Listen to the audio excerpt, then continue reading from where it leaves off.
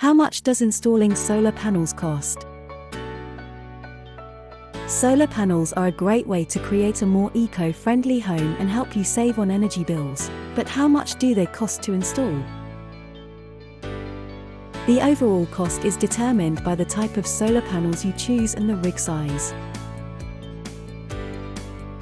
Monocrystalline solar panels are considered the best option.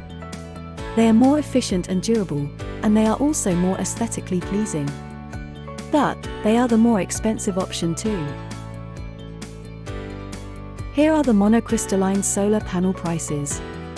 Depending on the size of the rig, they'll cost between £2,500 to £9,000.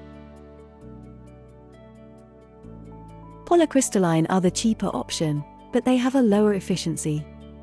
They usually come in a blue hue rather than black, like the monocrystalline solar panels.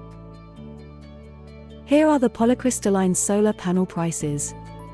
They'll cost between £2,000 to £8,500, again depending on the size of the rig.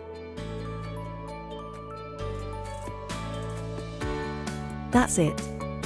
All you need to know about solar panels.